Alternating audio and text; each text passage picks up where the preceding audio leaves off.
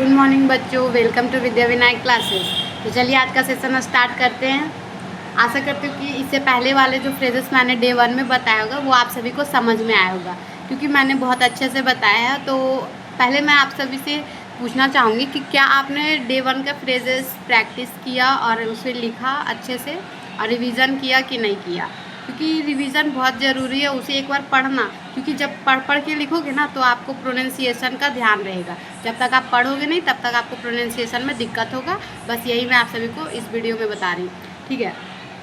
तो आज के सेशन में मैं आप सभी को, मैंने पहले वाले सेशन में बताया था कि जनसी से रिलेटेड जो था, जनसी से रिलेटेड कुछ वर्ड हमारे बचे हुए थे। तो मैं आज के सेशन में उसे करवा दूँगी और आगे की ओर हम लोग बढ़ेंगे, ठीक है बच्चों।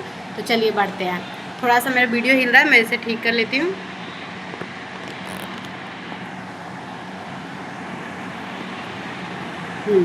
चलिए, तो ठीक हो गया है। तो आज मैं आप सभी को जेंसी से रिलेटेड बताने वाली। तो चलिए स्टार्ट करते हैं। जैसे मैंने आप सभी को पहले वाले वीडियो में कॉन्टीजेंसी बता दी थी और इमरजेंसी और एक्सीजेंसी बता दी थी। तो आज के वीडियो में हम लोग सीखेंगे अस्ट्रेंजेंसी। क्या? अस्ट्रेंजेंसी। फिर दूसरा है हमारा अस्ट्रेंजेंसी, शायद एक ही बचा हुआ था, मैंने उसमें नहीं। फिर अपॉइंटमेंट,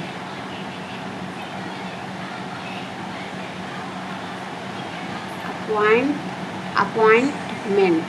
देखिए यहाँ पे अपॉइंटमेंट कितना को नहीं पढ़ने आता है। एगो पढ़ता है अपॉइंटमेंट, ठीक है, ऐसे पढ़ना है। फिर हमारा दूसरा अटेंडमेंट,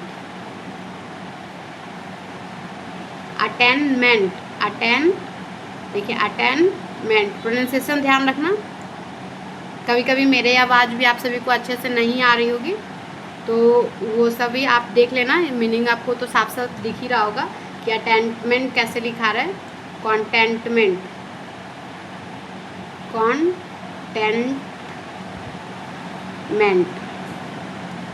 क्योंकि हर एक चीज़ को आप लोगों को ध्यान रखना है, क्योंकि एग्ज़ाम में मीनिंग बहुत इम्पॉर्टेंट है। असाइनमेंट, देखिए आप इसको क्या पढ़ोगे, आप इसको पढ़ते हो असिगमेंट, ऐसे नहीं पढ़ना। कितना इसको पढ़ना असाइनमेंट। यहाँ पे जी और एन साइलेंट हो जाता है, जी और एन क्या होता है, साइलेंट होता है। तो इसको हम पढ़ेंगे असाइनमेंट, ध्यान रखना, ठीक है। 6 नंबर फ्रेजेस में चलते हैं। इंटरटेनमेंट, क्या? इंटरटेनमेंट।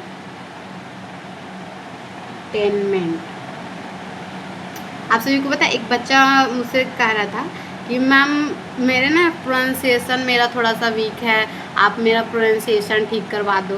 तो भाई जब तक रीडिंग नहीं करोगे तब तक मैं क्या कर पाऊँगी, उसमें कुछ नहीं कर पाऊँगी ना। तो इस तरीके के बच्चों को मैं बस यही कहूँगी कि रीडिंग करो। तुम्हारे पास मोबाइल है, इनलाइटमेंट। देखिए यहाँ पे आप इसको इनलाइटेनमेंट नहीं पढ़ सकते, इसको पढ़ना है इनलाइटमेंट, ठीक है। यहाँ पे ई और एन साइलेंट है।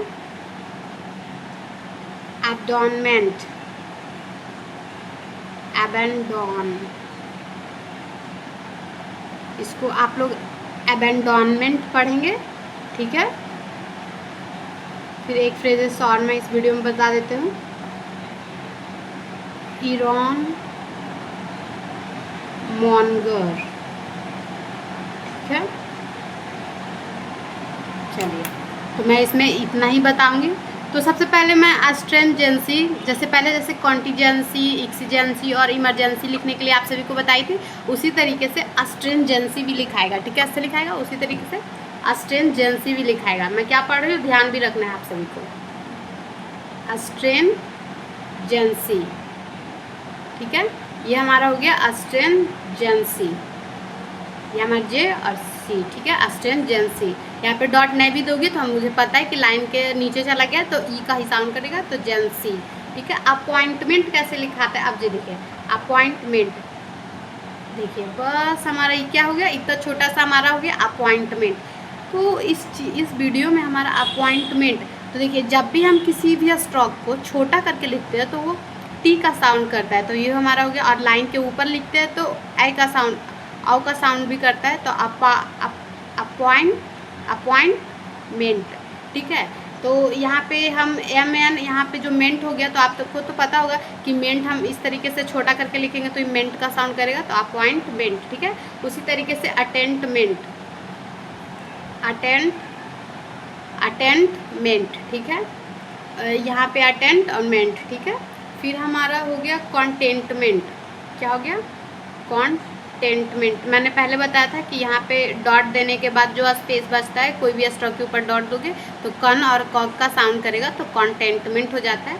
फिर उसी तरीके से असाइनमेंट, देखिए असाइनमेंट दिख रहा है आप सभी को, ऐसे असाइनमेंट, ठीक है। असाइनमेंट, लेकिन असाइनमेंट नहीं पढ़ना, असाइनमेंट पढ़ना है, ठीक है। उसी तरीके से इंटरटेनमेंट,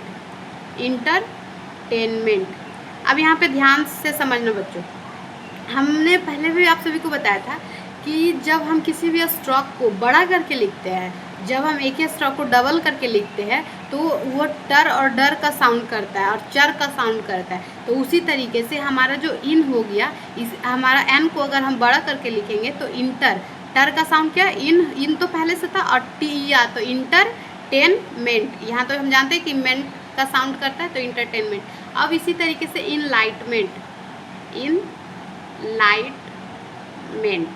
देखिए अब है कि किसी भी स्ट्रोक को, जैसे यहाँ पे अगर हम इन में ये छोटा करके लिखते तो आर का साउंड करता है, और इसी को हम बड़ा करके लिख रहे हैं तो वो ये यल का साउंड करेगा, तो ये हमारे क्या हो गया? इनलाइटमेंट, ठीक है, याद रखना।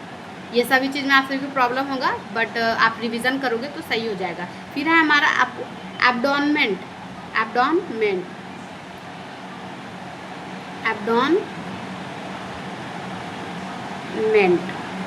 क्या हो गया हमारा? एब्डोनमेंट। ये हमारा बी है तो डार्क करके लिखेंगे, फिर इधर से हमारा एंटी क्लॉकवाइज डायरेक्शन में जाएगा, तो नहीं सॉरी,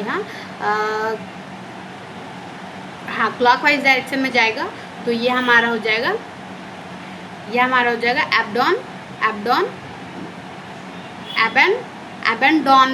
एबेंडोनमेंट लिखा है ये, एबेंडोनमेंट, ठीक है, एबडोनमेंट, ठीक है। और फिर इरॉन मोनगर, फिर हमारा क्या लिखना है? इरॉन मोनगर, आई लगाएंगे, फिर आर और मोन, हमारा ये हो जाएगा इरॉन मोनगर, ठीक है, इरॉन मोनगर। फिर हमारे इरॉन मोनगर, देखिए इरॉन मोनगर जो है GER का साउंड ये हमारा कर रहा है, यहाँ पे आर जो है ये GER का साउंड कर रहा है, ये आई तो आयरन मोनगर, चाहे इसको इरॉन मोनगर, आयरन मोनगर ही हम इसको पढ़ते हैं, आयरन मोनगर। आप देखिए कि आयरो मोनगर लिखा हुआ है, इसको यहाँ पे हमारा जो है ना, देखिए जो साइलेंट है ये हमारा, इसको हटा देते हैं, यन हमारे यहाँ पे साइलेंट है क्योंकि इसको आयरो मोनगर लिखा है, आयरो मोनगर, ठीक है, यहाँ यन साइलेंट है, यहाँ